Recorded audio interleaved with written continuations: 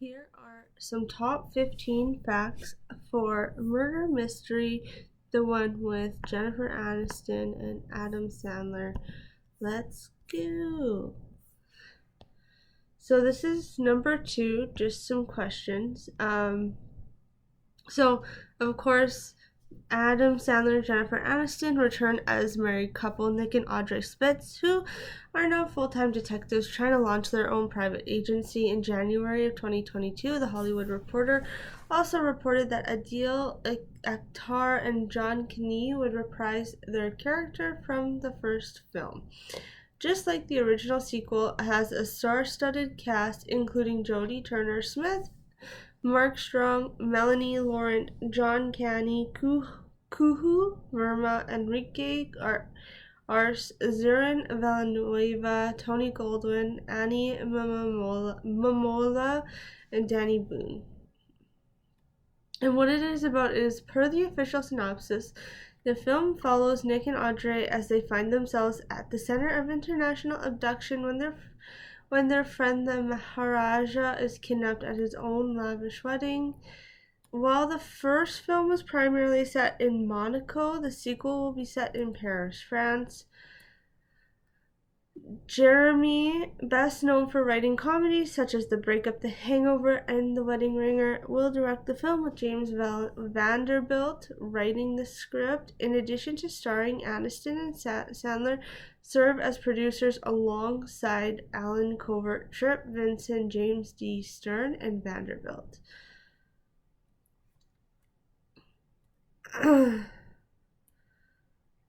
And if you have not seen it, it has already been released. It was released March 31st. The movie set a new record. Netflix claims that this is the first 3 days, that in the first 3 days, 30,869,863 accounts watched the film, 13,374,914 North American accounts, and an additional 17.4 million accounts from the rest of the world. I haven't watched it yet. I did put it on, so I haven't really been into it, I guess. Andrea Bendewald, who plays Audrey's customer in the salon, is Jennifer Aniston's best friend. Bendewald was maid of honor at her wedding to Brad Pitt and guest starred in the sitcom Friends.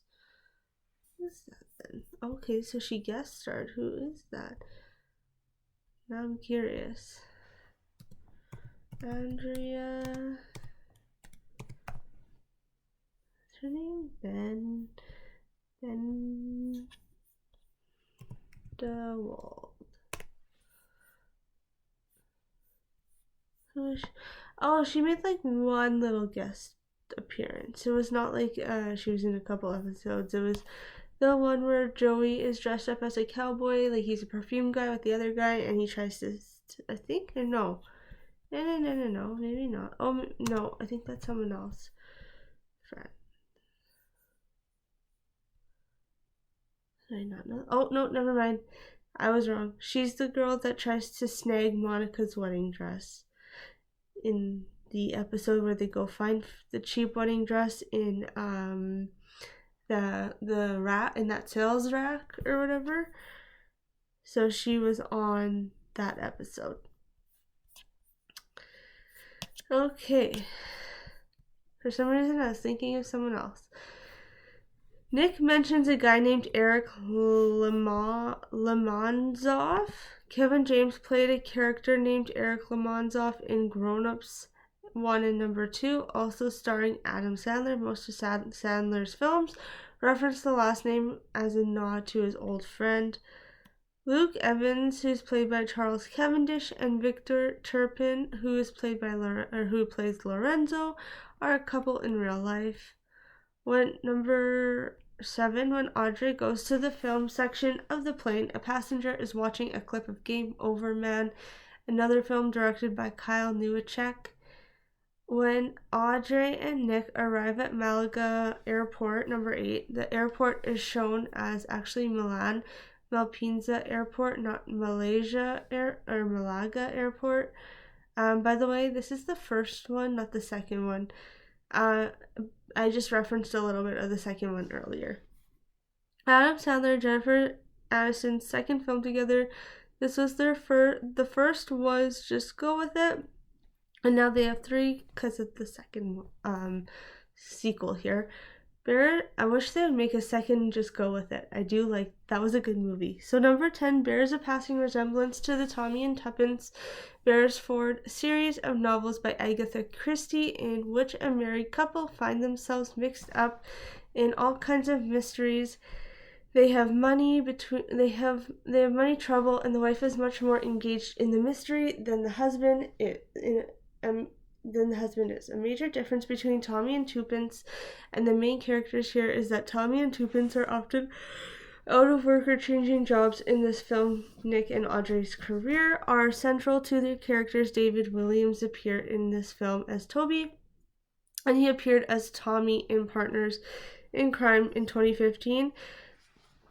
An adaptation of Tommy and Tuppence stories, which he also produced. The coast seen at the beginning of their boat trip at around 17 minutes, which is described as Spain, is actually the coastal town of Santa Margherita Ligure in northern Italy.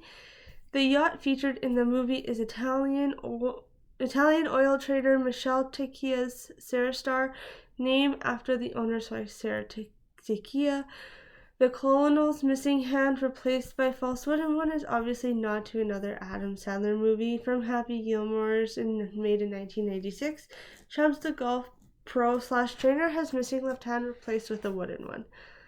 The villa at the end of the movie, where the identified killer is revealed, is Villa Erba in Cernobbio, Como, Lombardia, Italy. This is the same location of the home of Francois, the Night Fox, to lure in Ocean's 12, 2004, which starred Brad Pitt, who was once married to Jennifer Aniston. 3 Ferrari Testarossas were used in car chase. Also, a kit called Replica was used at some point. There were 3 cars because the engines kept breaking during the takes. One of the cars was crashed behind the scene, and another ended up being converted to electric after the movie, and the third one is still in the UK. There is no source about what happened to the crash with the Ferrari. Okay. Let's do two more. Grace Ballard cites Sex Machina as her breakout role, a play on the title Ex Machina in 2014. However, there was an actual movie called Ex Machina, a triple X parody in 2016, which is a hardcore P parody. I can't say the word.